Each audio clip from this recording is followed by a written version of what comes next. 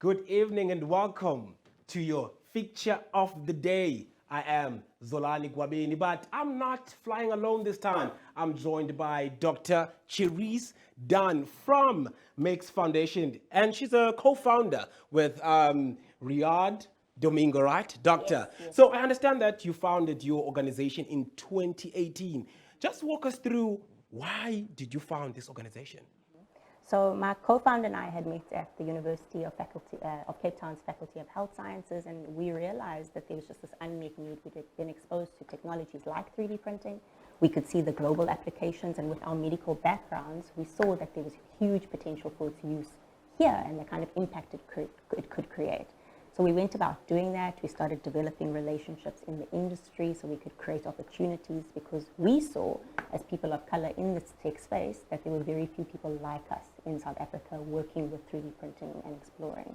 So I understand that we've been talking about mentioning 3D printing now, and for someone at home who doesn't know what 3D printing is, and I understand that you brought us some examples, just tell us what 3D printing is.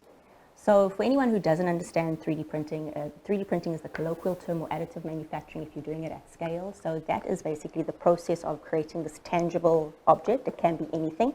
It could be a COVID-19 nasopharyngeal swab. It could be an anatomical or educational model to teach people how to do things for better understanding. But it creates a physical object from a digital file. So I know that today, honestly, we can't show the shoes, but the shoes are made from 3D printing. Just walk us through why 3D printing is so important in such a country like ourselves, especially in the medical field as well.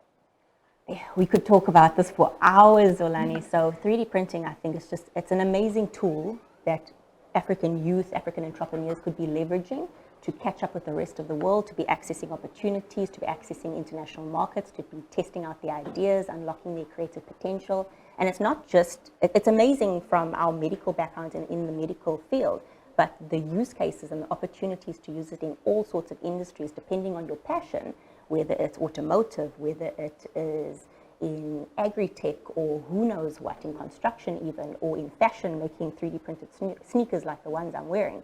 You can apply it in any field. It's just completely up to you. It's the tool that you would use. So one of the fundamentals of your organization is empowering the youth, and you actually have boot camps. Just walk us through, the kind of boot camps you have to actually, empower the youth. So at the Africa Makes Foundation, we realized through the work that we do with South Africa Makes and in the medical industry that our young people don't know that 3D printing exists. They don't know what kind of opportunities exist out there in the world.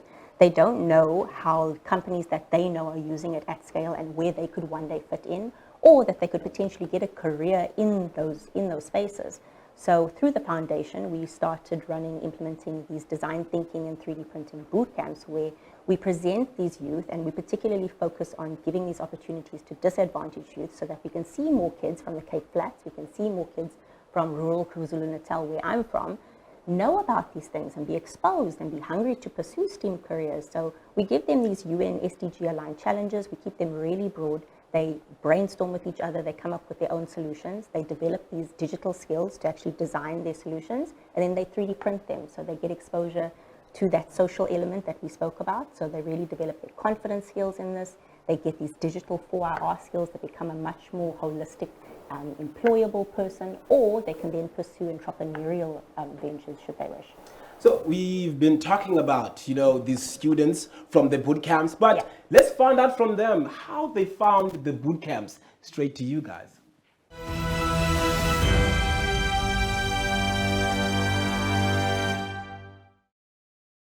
So my scenario was by a woman named Lauren, and she had picked some fruit and became sick after eating the fruit.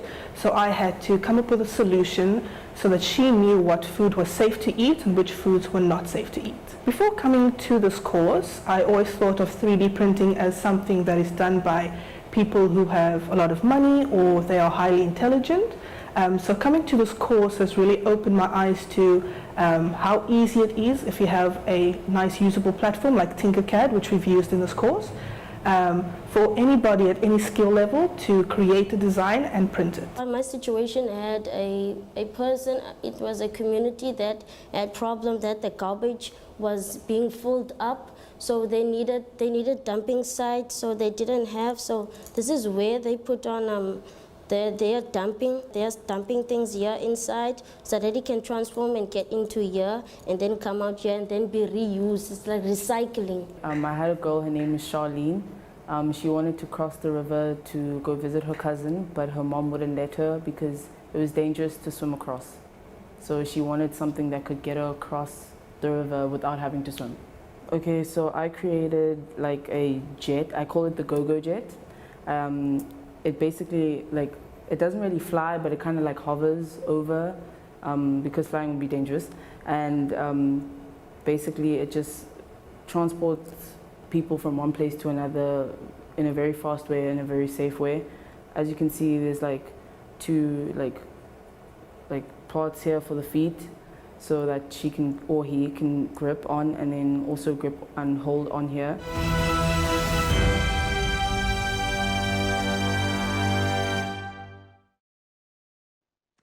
Unfortunately, we couldn't play all the students of Dr. Dan's, but that is just a couple telling us about how they enjoyed their 3D printing bootcamp journey. But for someone or a student who wants to actually join the bootcamp, Dr. Dan, just tell us how they could get in touch with you. Of course. So we are the Africa Makes Foundation. So somebody can just hop onto our website, africamakesfoundation.org. We're a nonprofit, so it's .org. Or you can find me on Instagram, Dr. Cherise, and we'll be able to put you in touch with the most relevant information about where these workshops are rolling out. Well, that is Dr. Dan and myself for the feature of the day. If you want more information about the bootcamps or 3D printing, make sure to go to Makes Foundation page. Dr. Dan mentioned the page. Make sure you go there. We're going to put it on the bottom as well to make sure you get it. Well, that's it from me and Dr. Dan. Have a great evening.